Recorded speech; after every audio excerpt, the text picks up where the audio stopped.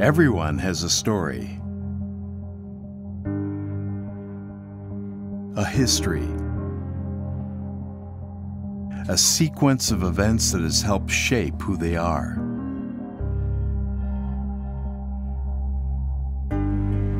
Some stories are happy,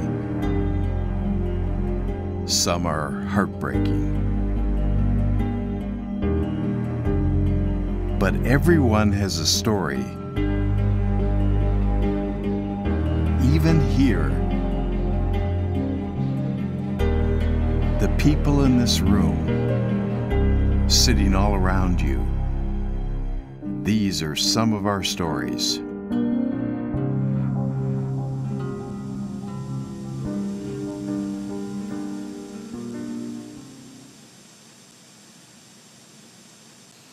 Hi, my name is Denise. I've been coming to Westside for about a year and a half.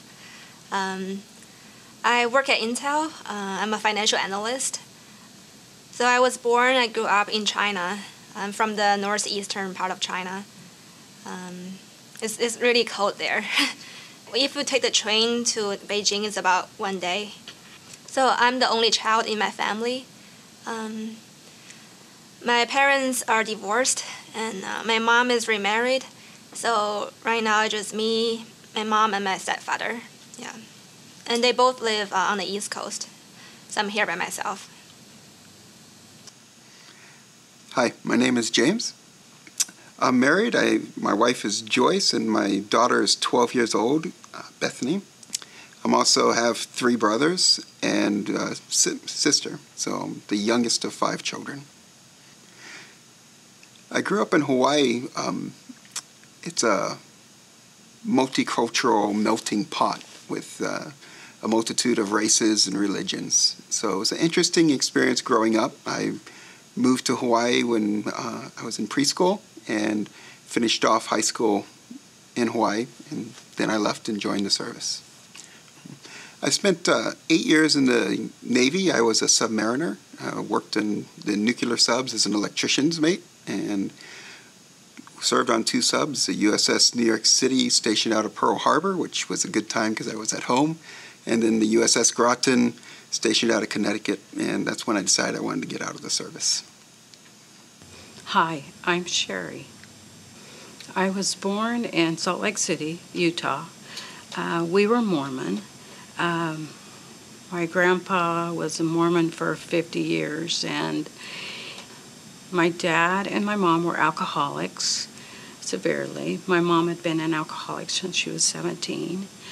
I have 5 brothers and sisters, 4 sisters, including me, and 2 brothers. I'm the 4th child, and I'm the only one saved so far. My grandmothers, my mother's side of the family, came over with Brigham Young on the train to Utah. So we were there from the very beginning. So when I was growing up, I knew my parents weren't getting along well. They fought a lot, you know. I didn't feel like I have enough time to be with my parents, to be both of them at the same time. So when I was 8, they couldn't be together anymore, you know, just too much tension in the family. And my mom decided to pursue better opportunities. And in China, everyone perceived the U.S. as the golden country. Like, if you go there, you're guaranteed to have a good job and make lots of money. Yeah, so I guess my mom just had this American dream, you know. So she came here and got a job here and started working. And then I actually was with my grandparents, so they're my father's side parents. Yeah, my father didn't pay much attention to me, actually. Yeah, so I didn't get to see him often, maybe once a month or so. So I never really had the fatherly love. Yeah, and then my grandmother died when I was 12. Couple years later, I moved to my mom's sister's place. And I lived there for about a year and a half. And then when I was 16, my mom was able to have me come to the U.S. So when I first came here, I was in New York. I went to high school there with my parents. My parents lived there, and then I went to high school there, of course, because they lived there. And then after 2 years later, I graduated, applied for college. I was accepted by University of Washington in Seattle.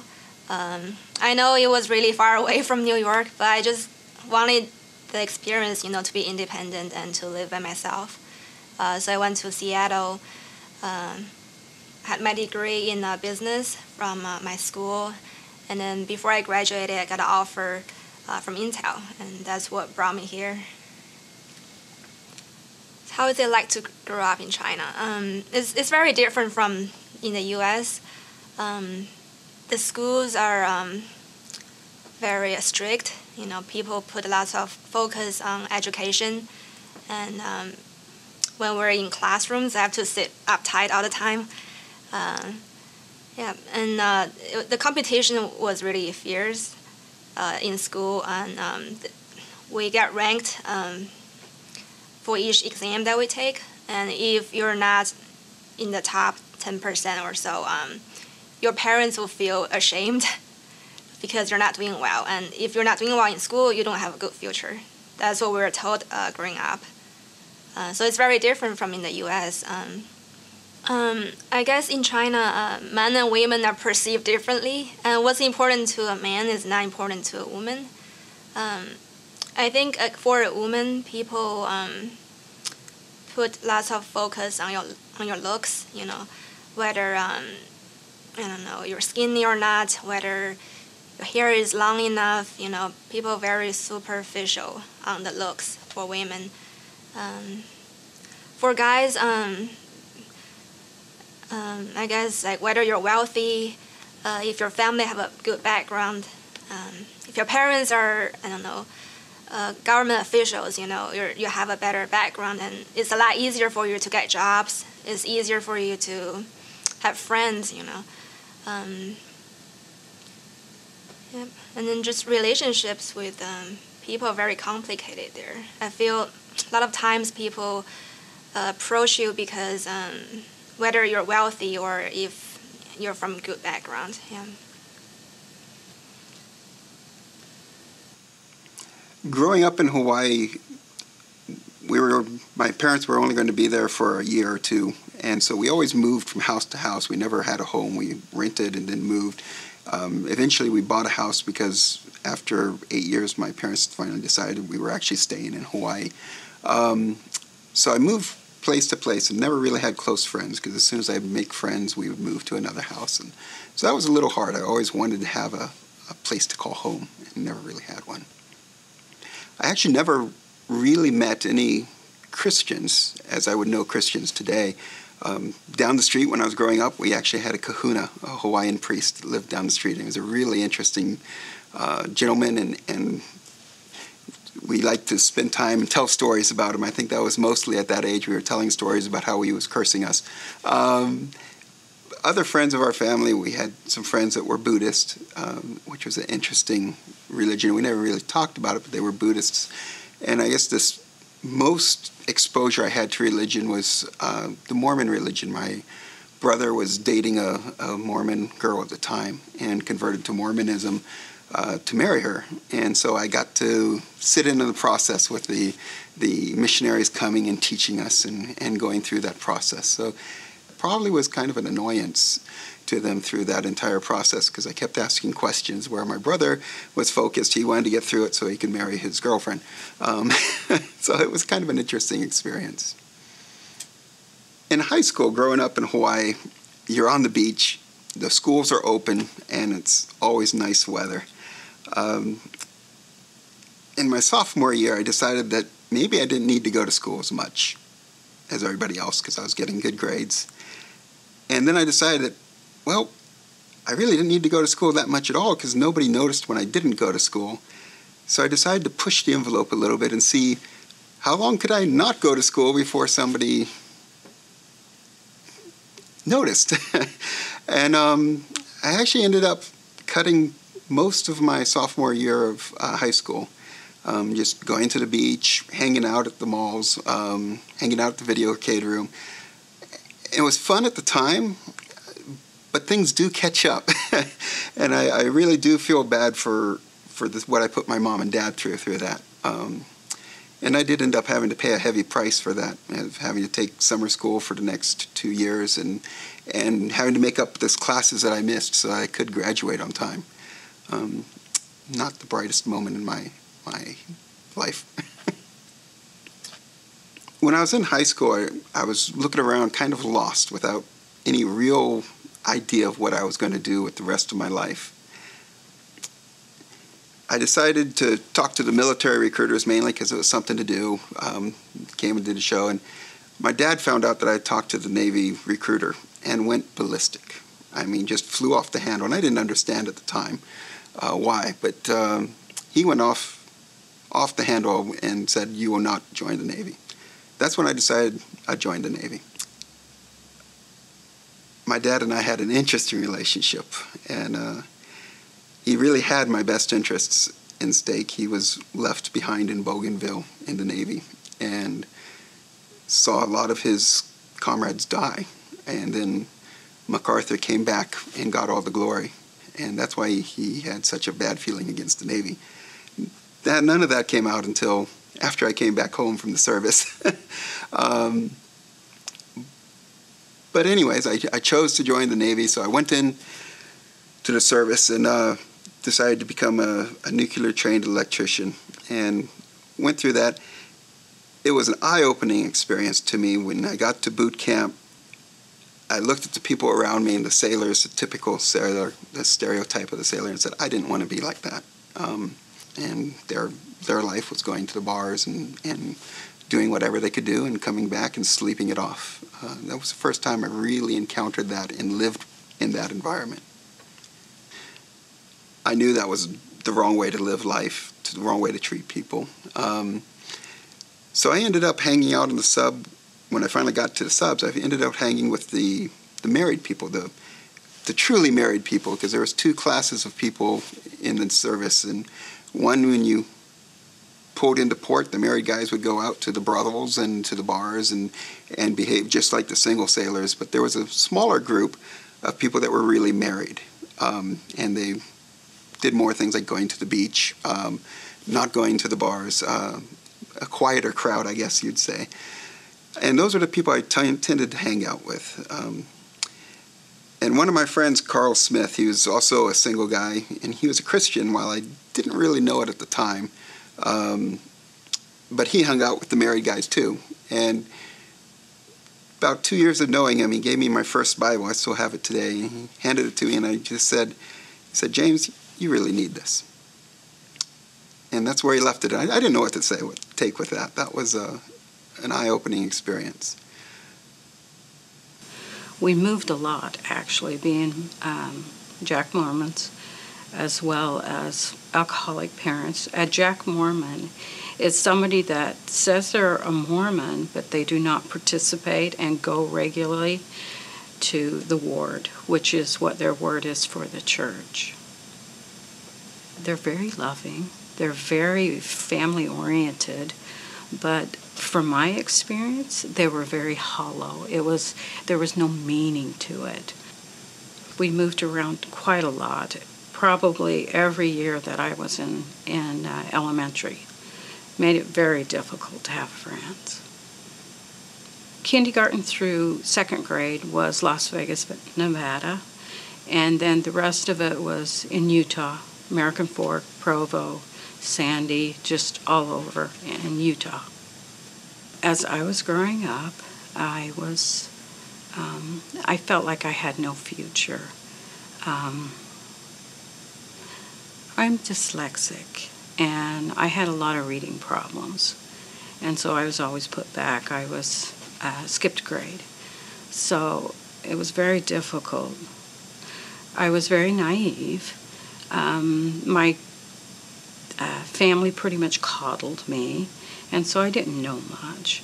So when Christmas, when I was 15 years old, my father was underneath a Christmas tree, And he was singing the Christmas songs and wrapping presents.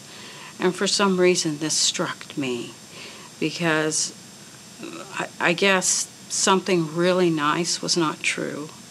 And so I went to my room crying, and I prayed. I said, Lord, I don't know who you are or if you really exist, but I want to know you. And please send me a churchy guy that will love me. When I was 15, when I did the prayer, I was very depressed because I didn't have any skills, no secretary, no reading skills very well. So I didn't think there was anything that I could do other than horrible things. And I just felt like life wasn't worth living, and I was going to commit suicide. But I just knew I was too chicken to do it, so I didn't.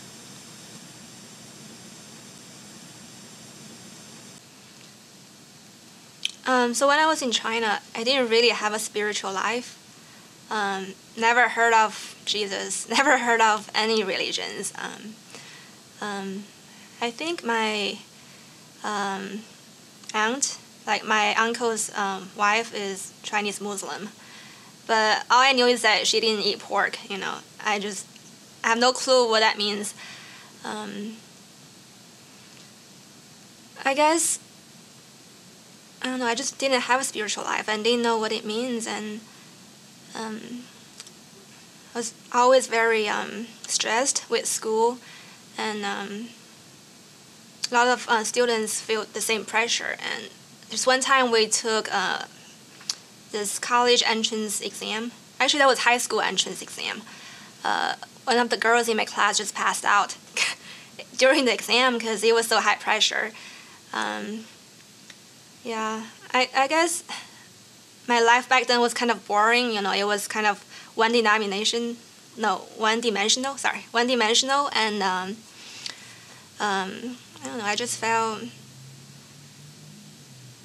it was not. I don't know. Life is not supposed to be like that. Life should be more colorful, and you should be allowed to pursue what you want. Not just focus on education all the time and not give yourself time to enjoy life. Yeah. So I met Ning at Intel in January of 2011, and then the first day I was in the office, I think she was sick and she didn't show up, and then 2 days later I met her, and then she was just really friendly to me. She asked me where you came from, how are you doing, things like that. And then she learned that I didn't have a car at that time, and I told her, I need to buy like soaps and like shower curtain. So she said, oh, why don't I take you to Target, after work, and we can go buy some stuff for you. I said, sure, thank you very much for offering. And then after work, went to Target to get some stuff, and then she said, why don't I take you out for dinner? I said, oh, you don't have to do that. But she insisted on taking me out for dinner. So we had our first date. We went to this Vietnamese restaurant called Pho Tango and had pho. She just seemed really genuinely interested in, my background. She just seemed like that she wanted to know me more and be a good friend to me. And then, so after that, she said, oh, you don't have a car. How do you get to work every day? And I told her I walk to work every day. I live about a mile away, so that's not a big deal. But she insisted on giving me a ride to work every day. So from then on, she would, in the morning, she would drive to my apartment, pick me up, and then we would go to work together. So that lasted about 2-3 months. Yeah. I had a very mixed religious upbringing as a child. However, my parents really didn't buy into religion and never went to church. They had some bad experiences with Catholicism before I could remember, and really had turned their back on the organized churches. My sister was probably one of the most intelligent people I've ever met. She went to Chaminade University and graduated magna cum laude with a political science major and a minor in world religions. We had very interesting conversations throughout growing up about the different religions and our search for God, and whether that was just, being foolish, or if it was something that was built into us, or why men looked for God. And pretty much we always ended with the search for God was a way to control people. And that was her viewpoint in the world, and kind of shaped my viewpoint growing up, that religion was more about controlling people through the carrot of God than it really was about following God. And from what I saw of the people growing up and the witnessing that I had, kind of agreed with that. Growing up in this flux of religion and the debates with my sister and listening to my dad and my sister debate a lot, I could never shake the feeling that the Bible was a special book. It was different than other books. And I don't know where that feeling came from, but it was definitely there. I had a healthy respect for the Bible. The odd thing is that didn't translate into me reading the Bible. It just meant I respected the Bible.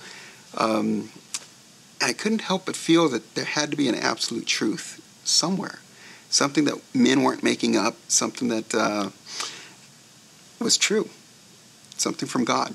And that was a feeling that's always been in my life.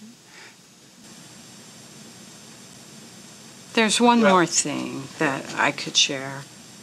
I was molested at 9 years old.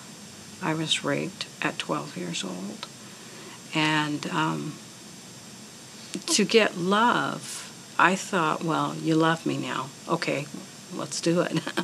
I didn't know what love was. I didn't know how to experience love. And this was all new to me. Because I never got love from my parents or my brothers and sisters. They all picked on me. I was always the butt of the jokes.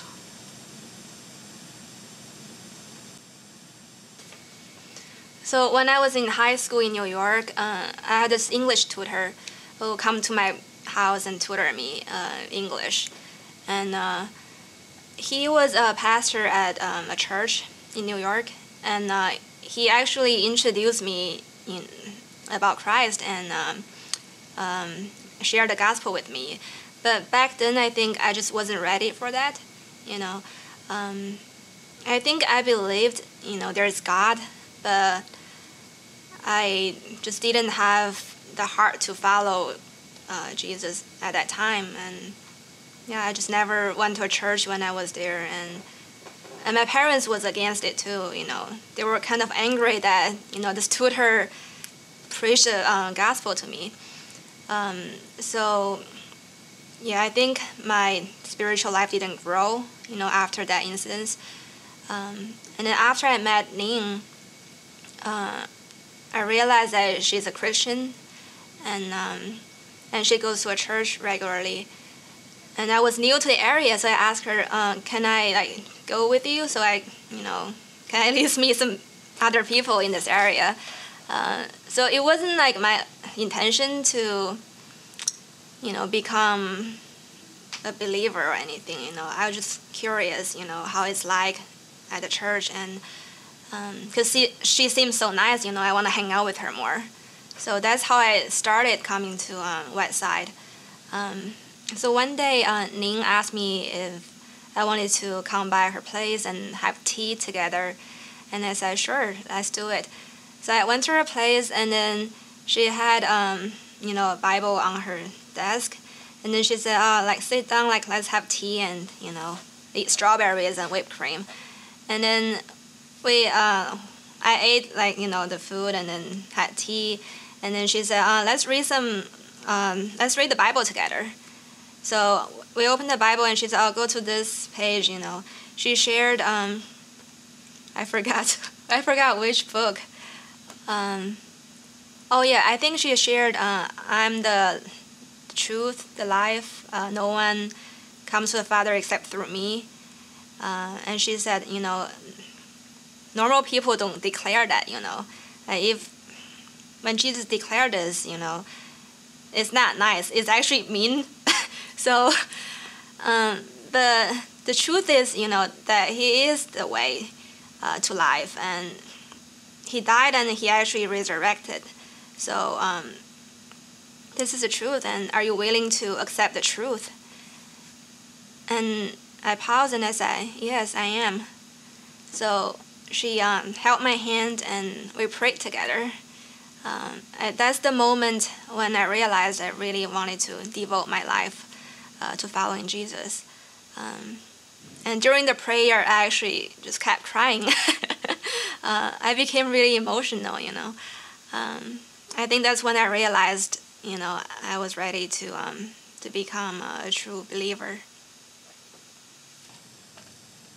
Getting out of the service, we all kind of went our separate ways, and started having some hard times getting out of the service, transitioning into civilian life, and trying to find out the new direction that I wanted to go.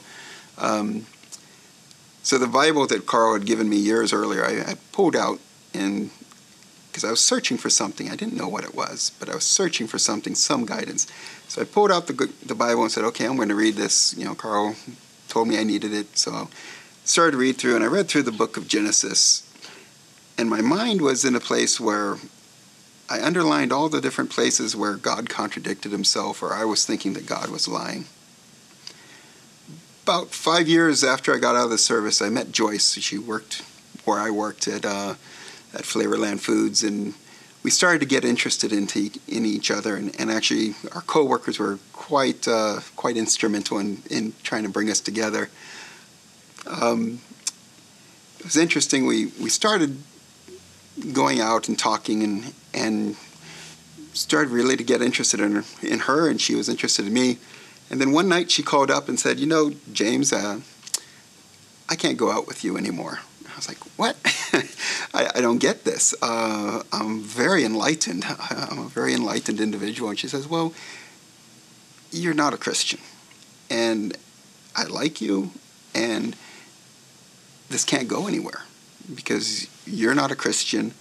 And I understood what she was saying. I started to be going to church with her a little bit.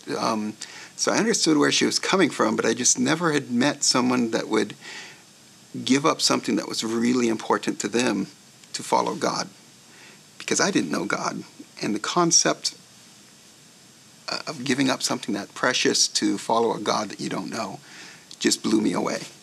And it was really the first time in my life that I saw somebody sacrifice something to God. That put me in an awkward situation, as now the girl that I had started going to Westside with no longer wants to go out with me. So what do? I liked Westside. I liked what I was hearing and learning about God, but it was a very awkward time for me, whether I should go to church or not. So decided I would go to the Easter service to hear Joyce sing, and Joyce was singing, and then I would bow quietly out. But because Joyce was singing in the service, I sat next to her good friends, Wayne and Tammy Fish. And at the end of the service, Wayne leaned over to me and he says, so do you believe in God? Or he goes, do you believe in Jesus? And I said, no. And he looked at me and goes, do you want to? And I thought about that for a moment, and I said, yes, I do. So they invited me over to their house for dinner. Then after dinner, the kids went off to go do something, and we started talking kind of my concerns, I guess. What was I seeing? And I pestered them with a lot of different questions, and they were very open and gracious. The whole time they were, not condemning my questions or not being defensive, but this is what we do. And then Wayne, and this is another first in my life, Wayne pulls out the Bible, and I started asking my questions, and Wayne starts explaining words, opening the scriptures, and say, this is what the scriptures say. Each one of my questions he led me through. This is what the scriptures say about what you're talking about. And I've never had anybody do that. And at the end of the evening, I was faced with a decision. Is the Bible correct or not? And that's really what it was. It wasn't what Wayne thought or Tammy thought. It was, is the Word of God the Word of God, or is it just a book? And I went home with that, and I thought about that for a while, and I finally broke down and prayed to God and said, God, I can't do this on my own. I don't know you. I want to know you, but I need help. I need guidance.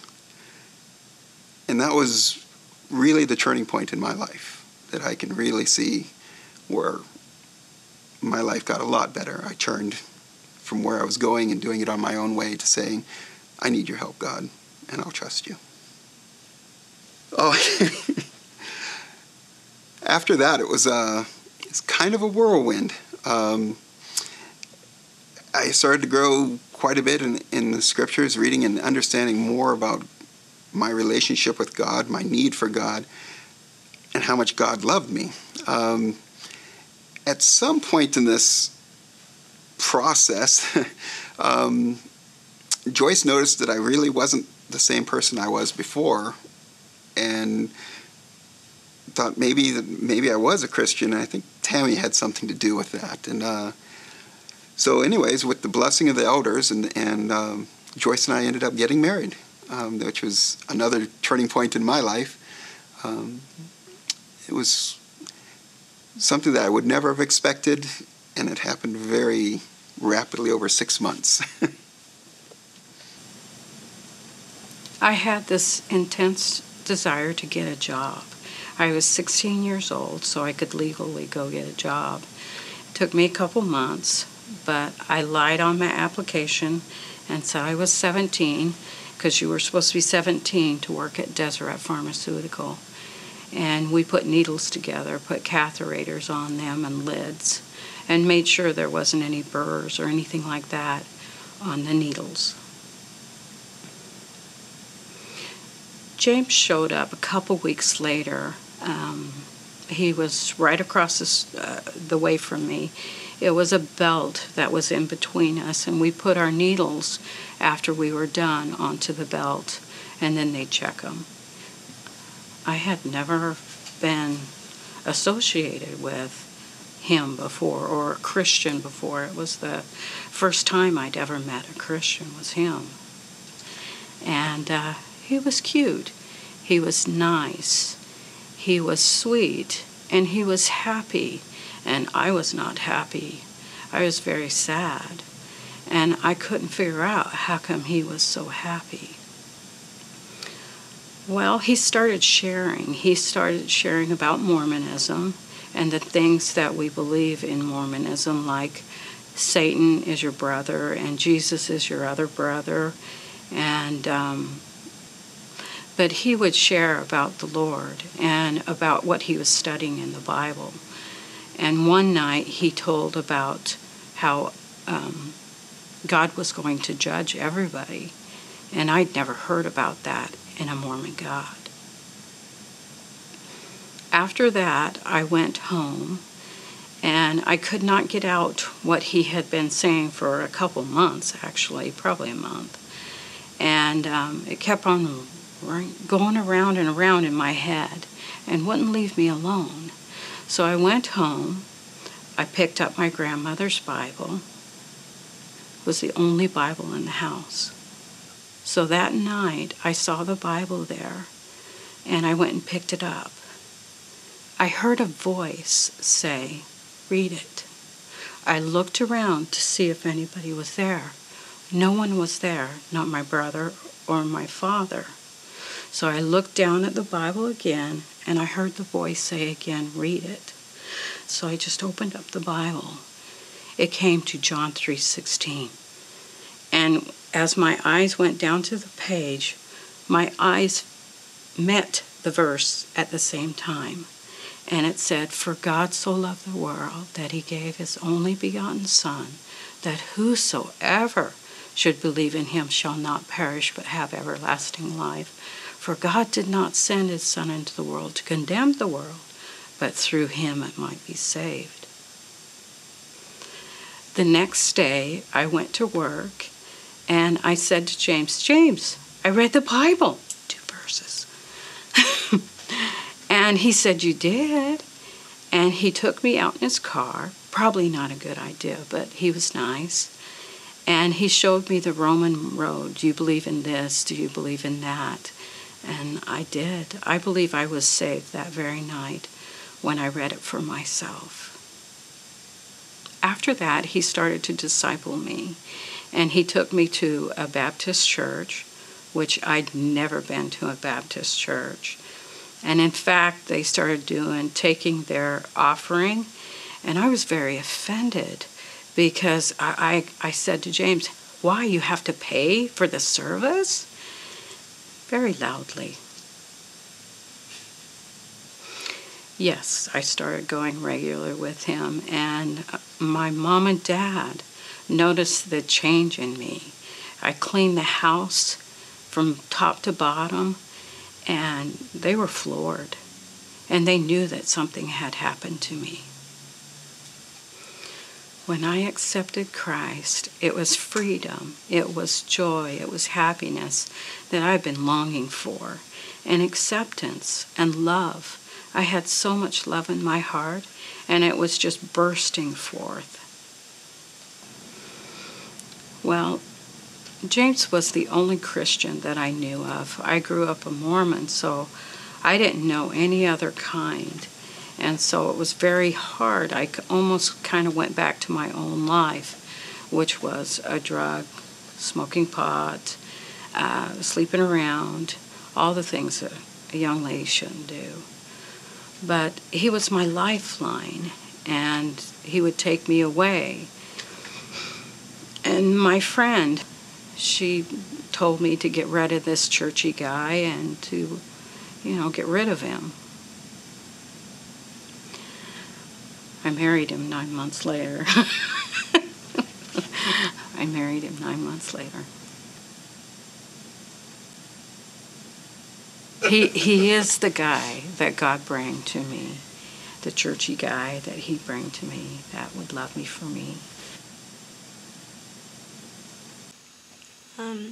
So in the past, I've always thought, if you do good things, if you try hard and work hard, there will be good result. You'll get rewarded for that. But then when Ning became sick, I was just so shocked.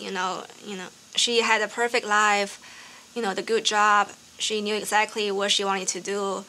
She was ready to go to Africa, to go to Burundi for the mission trip, and she suddenly became sick. Who would have ever expected that? That's when I realized we really don't have control on our life at all. We don't have any control. So it doesn't matter if we want to do this or plan for that event, the perfect wedding, or plan for an MBA or a career. I guess we just have to really let God lead our life, and not be too proud of yourself and think that you're the one that make things happen. I think now I'm just more thankful for what I have. In the past, I used to complain, how come my parents are divorced? How come my mom didn't live with me when I was young? And I think life was unfair. But now I think, everyone has a different life, and God is with us throughout the difficulties and hardships.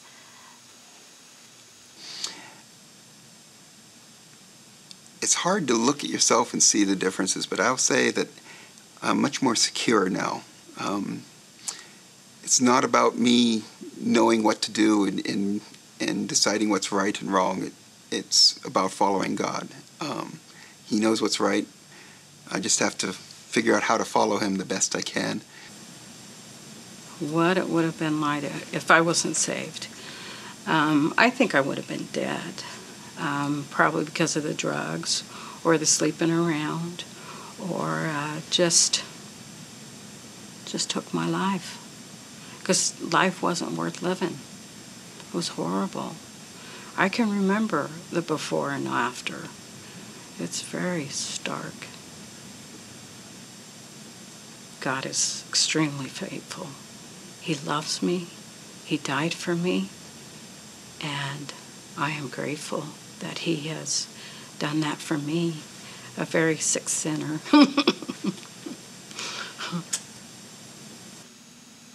So looking back, I really believe that the Lord brought me to the U.S. so I can hear the gospel.